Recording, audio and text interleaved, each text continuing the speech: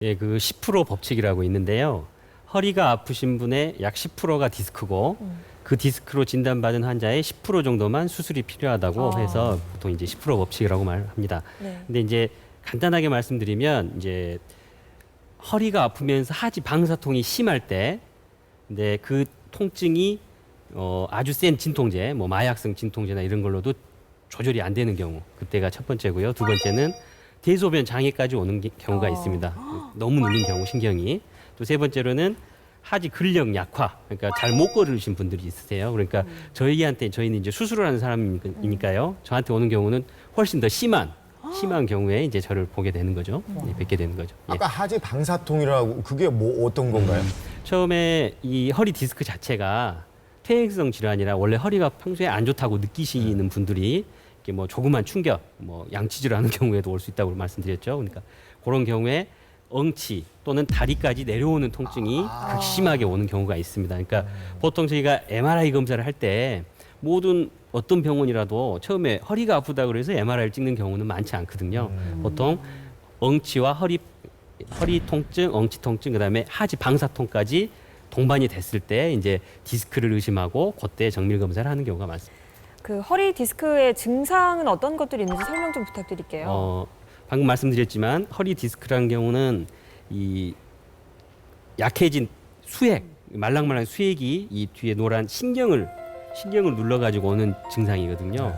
그래서 가장 흔한 증상은 허리 통증과 함께 엉치 또는 하지 방사통이 100% 옵니다. 이런 경우는. 근데 이게 없는 경우가 있어요. 너무 심한 경우는 아예 신경이 죽었다고 저희가 표현을 하는 경우도 그래서 그때는 아프지도 않아요? 통증을 못 느끼고 아까 말씀드렸던 근력 저하, 이게 다리를 못 움직이시는 거죠. 또는 대소변 장애. 이제 그게 훨씬 더 안 좋은 경우입니다. 이제 그런 경우는 급하게 저희가 응급으로라도 수술을 하는 경우. 그러니까 이 수술 자체가 응급으로 할 수술은 절대 아닙니다. 이 허리 디스크는. 하지만 그런 세 가지 통증이 조절이 안 되는 경우나 대소변 장애, 그다음에 근력 저하를 보이는 경우는 응급으로라도 빨리 수술을 해야 돼. 그럼 나이가 많으신 분이겠네요, 거의? 이게 퇴행성 변화는 맞지만 네. 오히려 40대에 넘어가면 디스크의 발병률을 더 주는 걸로 돼 있습니다. 그래요? 그래요? 그럼 여기 있는 학생들이 더 위험하겠네요? 아주 젊은 경우에도 좀 드물지만 네. 보통 30대, 40대에서 피크가 되고 40대, 50대에서는 조금 주는 경우로 돼 있고 오히려 저희 한국 사회가 이제 고령을 넘어서 초고령 사회가 됐잖아요. 그래서 그런 경우는 척추관 협착증이라든지 또는 뭐 전방전이증 또는 압박골절, 나이 드시는 우리 할머님들한테 자주 오는, 그러니까 빈도로만 보면 수술하는 경우는 오히려 훨씬 더 그런 경우가 많습니다. 이 디스크 자체는 수술하는 경우 굉장히 드물지만 꼭 해야 하는 경우만 이제 하는 거죠. 네. 근데 일단 수술 전에 정확하게 디스크인지 아닌지 진단을 내리는 게 먼저 필요할 것만 같거든요. 예. 허리 디스크 진단은 어떻게 알 수가 있나요?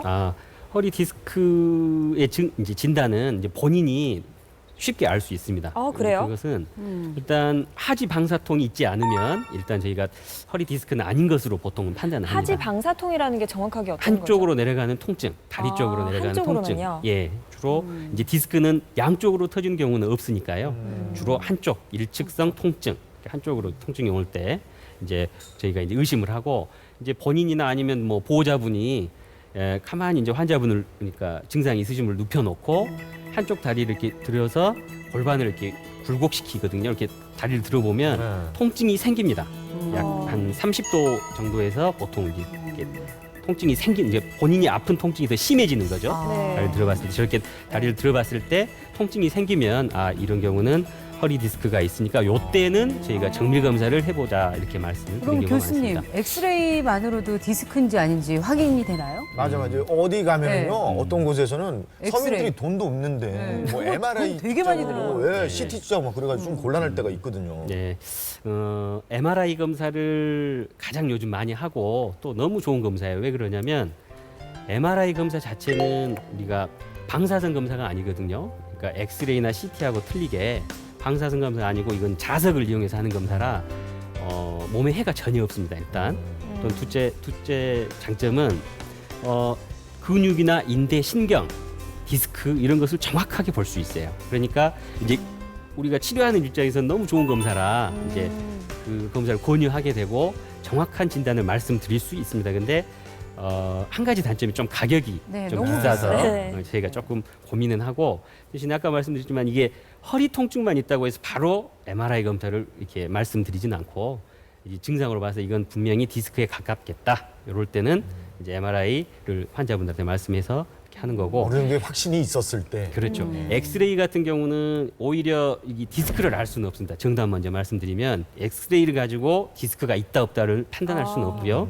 예. 대신에 엑스레이를 찍는 이유는 워낙 뭐 가격이 싸고 쉽게 할 수 있는 검사이면서 혹시 다른 병이 있는지 아까 말씀드린 협착증이나 뼈가 밀리는 병 또는 이제 어르신들 같은 경우에 압박골절이 있는지 이런 것을 룰아웃 하기 위해서 그러니까 이 병이 아닌 것을 확인하기 위해서 하는 경우가 많지 디스크 자체로는 이렇게 알기는 좀 힘듭니다. 엑스레이 네. 가지고는. 근데 저희가 지금 계속해서 디스크 추간판 탈출증에 대해서 얘기를 하고 있는데 이렇게 척추 질환이 디스크만 있는 건 아닐 거예요. 맞아요. 다른 질환들은 어떤 게 있나요? 예, 아까도 말씀드렸지만 저희가 이제 고령 사회고 나이가 들어갈수록 이 디스크보다는 그리고 또 실질적으로 병원에서 수술하는 경우가 디스크는 굉장히 드뭅니다. 오히려 협착증, 전방전이증, 압박골절 이 세 가지가 가장 흔하고 척추관 협착증 같은 경우는 이제 신경이 눌린 거는 같아요. 네. 같고 이게 요통과 함께 하지 방사통이 생기는 건 같지만 문제는 이게 갑작스러운 통증이라기보다도 걸으실 때 팍팍해서 쉬었다가 하셔야 되는 아주 유명한 증상이거든요. 이제 그런 경우에는 이제 협착증을 저희가 의심을 하고 이제 검사를 진행하고요. 이제 전방전이증 같은 경우는 이제 뼈가 이렇게 이쁘게 S자 아까 모양을 이루어야 된다고 말씀드렸는데 이게 뼈가 밀리는 병이 있어요. 근데 이 전방전이증 같은 경우는 이제 좀 드물긴 하지만 이때는 꼭 수술을 해야 되는 걸로 보통 돼 있습니다. 이제 악화가 되니까요. 그다음에 최근에 저희가 어르신들 같은 경우에 고령 사이 때문에 저희가 골다공증으로 인해서 삐끗만 했는데 허리가 너무 아프다. 이제 그런 경우는 골다공증성 압박골절로 저희가 이렇게 수술을 하는 경우가 많이 있습니다.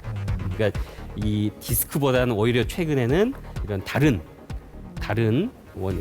퇴행성 질환 때문에 수술한 경우가 훨씬 많은 걸로 돼 있습니다. 그러니까 디스크만 알았지 이렇게나 많은 질환들이 있는지 정말 네, 몰랐네요. 깜짝 놀랐어요. 네. 그냥 우리는 통증, 허리가 안 좋다. 네. 디스크다. 그냥 무조건 이렇게 딱 디스크. 끝났잖아요. 네. 네. 그러면은 척추 질환을 치료하는 수술들이 있을 것 같은데요. 어떤 것들이 있나요?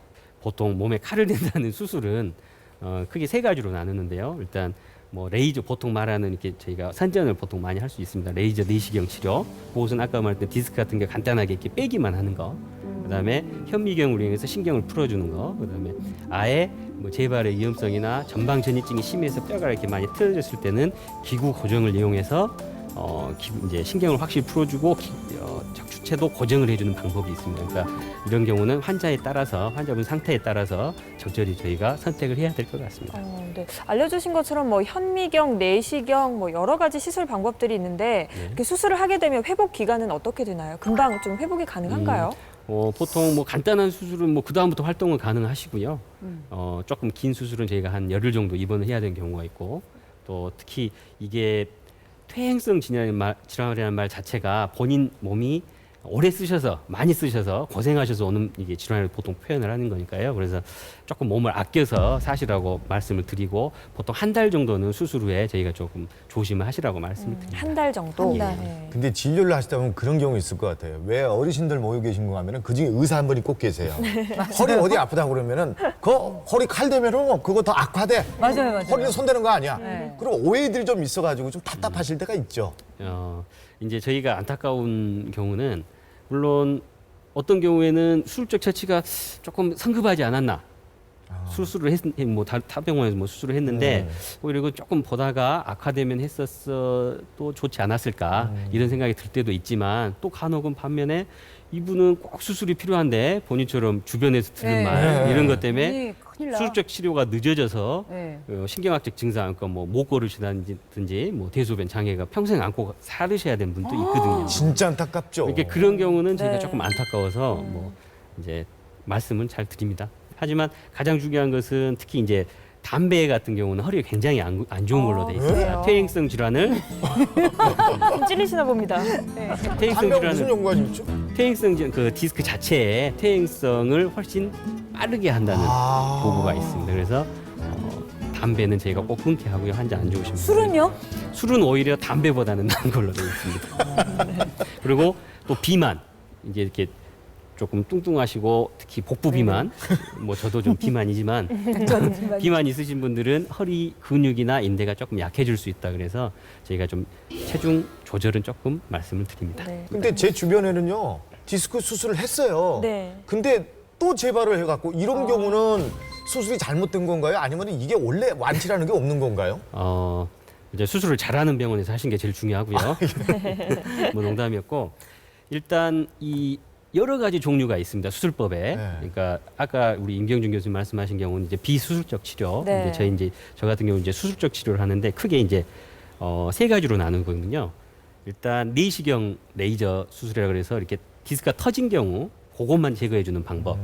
또는 이제 가장 많이 쓰는 현미경을 이용해서 이제 재발률도 좀 줄여줄 수 있는 방법이 있거든요. 그다음에 아예 재발이 없이 기구 고정술까지 하는 경우도 있습니다. 근데 이제 그런 경우는 우리가 환자의 상태 이런 경우를 다 따져가지고 어느 게 가장 좋을지 또 재발하는 경우도 물론 있습니다. 왜 그러냐면 이게 저희가 100% 재발할 수는 없으니까요. 근데 이제 그런 경우는 환자의 상태에 따라서 저희가 판단을 해서 수술적 치료를 결정을 해야 됩니다.